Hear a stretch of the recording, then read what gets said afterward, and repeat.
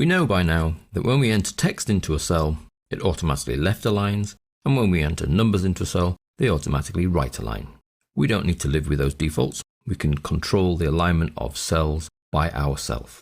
So if we want to change the default alignment for a particular cell, we need to select that cell. So it may be I wish to control car salt. So I need to select car salt. Now the alignment of that cell is controlled in the alignment section. And we have here the horizontal alignments, which are align left, align center, and align right. But not only can we control horizontal alignment, but we can control vertical alignment as well. And we have align bottom, align middle, and align top. So if we want our car sold cell to be center aligned horizontally, we click this icon here, and you can see the cell contents are then center aligned, and we can even vertically align them in the center. Now, as it stands, you can't tell that that's vertically aligned, but if we take the height of 2 and increase it, you can then see that car sold is vertically in the center, whereas the other cells are all at the bottom. So if I highlight all 3 of those, I can change their vertical alignment to be in the center and their horizontal alignment to be in the center. And we can do the same with any cells. You simply highlight the cells and choose an alignment option.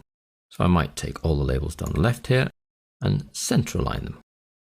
Let's take all the values and center align those as well. So we can control center, right, left, top, middle, or bottom of a cell. Now, as well as being able to control that alignment, we can actually make the text go at an angle.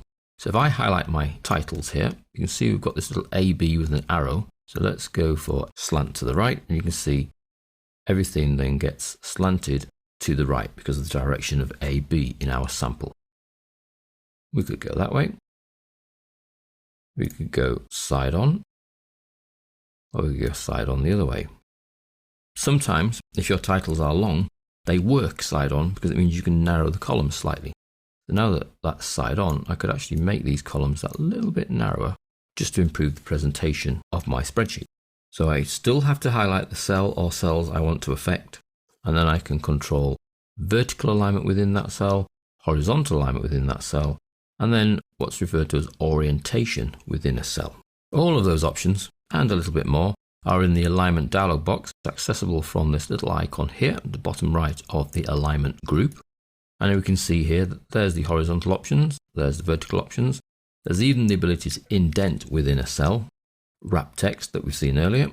Instead of wrapping the text, you can choose shrink to fit, and it will reduce the size of the text to fit the cell size that you've left it with, reducing the font size. Merging cells we've seen in action.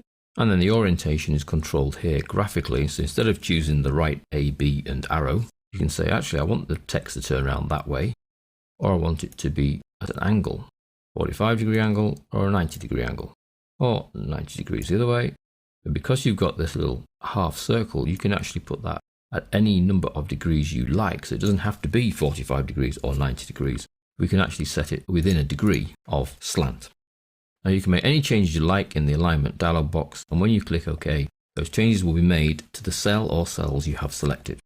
If you decide not to make the changes, you simply click cancel and take them back to your spreadsheet. So that's the alignment of the contents within a cell.